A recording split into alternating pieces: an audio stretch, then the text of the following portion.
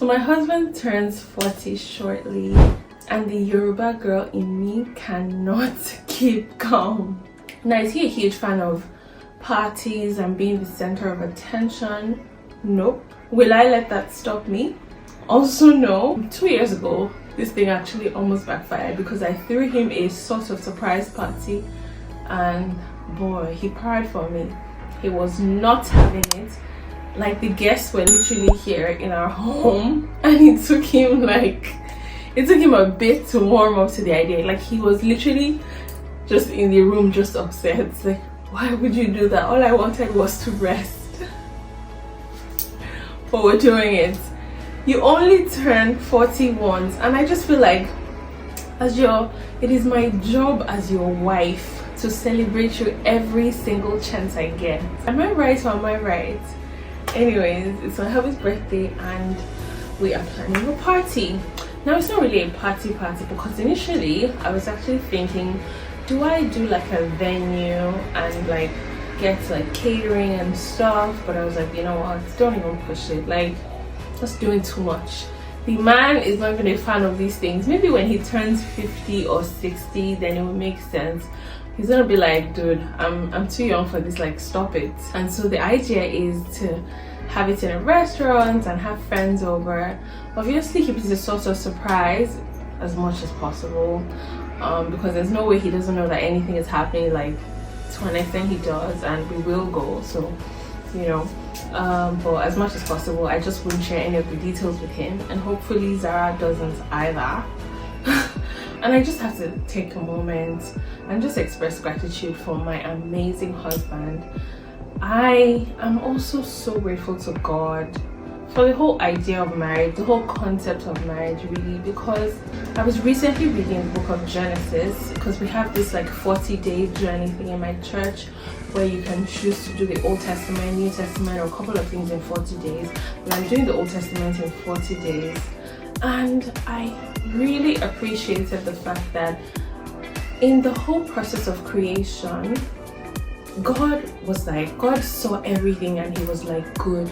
And the only time he said not good was when he saw that man was alone with the animals. And he said, it is not good that man should be alone. And I'm so grateful that we get to do life together, truly. I feel like marriage is a blessing, both for the husband and the wife. Like, sometimes I'll be pushing my husband's button and I'm like, aren't you so grateful you're married? Because I truly am, and he's an amazing man and I get to celebrate him, and I'm just thankful for that. And can I just take a moment and say, if that is you and you are desiring a spouse, I speak over you today that God would bless you with that person that is your own, that bone of your bone and flesh of your flesh. That person that you will look at and you say, this is my own. God will bless you with that one, and you would have a joyful and beautiful marriage. Now back to party planning. So I have a bunch of things to do. First of all, let's talk about gifts. Now, we're not big on gifts. We are the kind of people who like to give gifts just because. Like, we don't wait till something special or something important. And my husband is not really big on gifts. I'm even the one who is like I love to just randomly buy him stuff. I'm like, oh, you need this, I'm gonna buy this. But he doesn't, like, he's not someone who is like he doesn't mind whether you give him or not, but he will give me gifts, you know. He's always giving me anyways. It doesn't even have to be anything special, and so I'm not really thinking gifts. And after all, I'm bankrolling this whole birthday. I have to take it easy on me. However, what I want to do is make him some outfits, and hopefully, if he chooses to, he would wear one of them on the day of. So we're starting with that. So the first thing I'm gonna do is I got him some fabric, so I'm gonna take those to the tailors, and yeah, because those guys, they need time, so they don't disappoint. So I'm just gonna get that sorted and out of the way.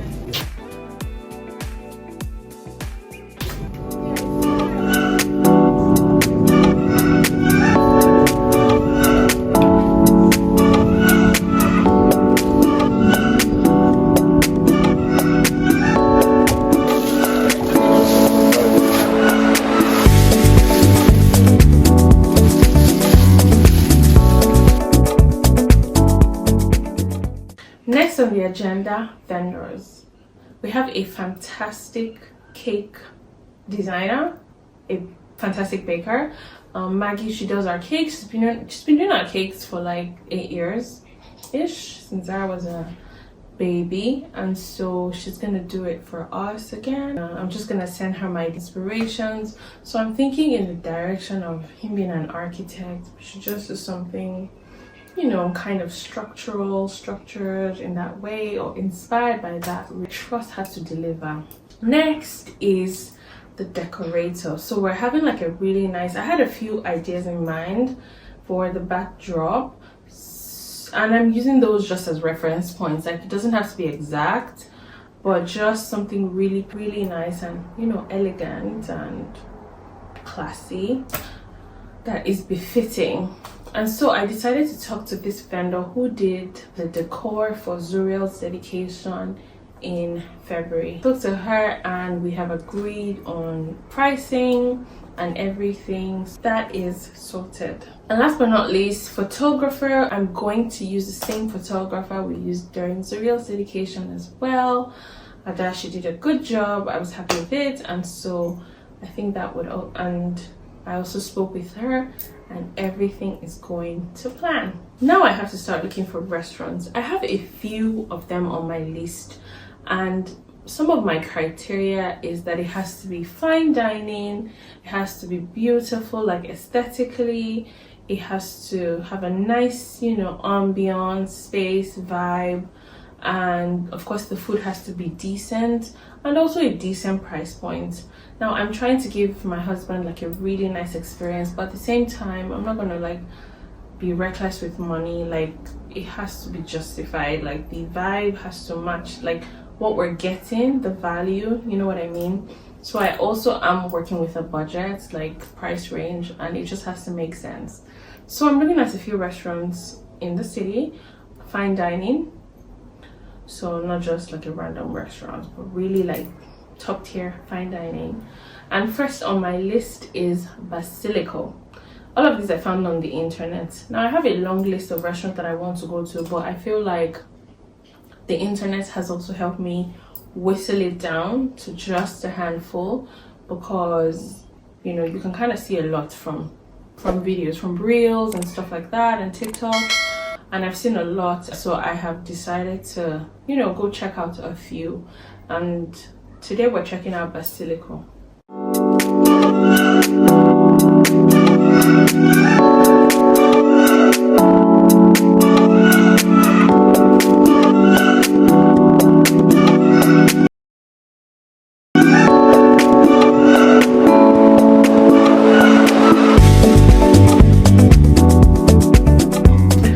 Okay, so I thought it was a very pretty space. However, I found it to be just a tad small, which is understandable given the location. It is on the 10th floor of a plaza in the city center, I must say too, and I understand that the view is decent,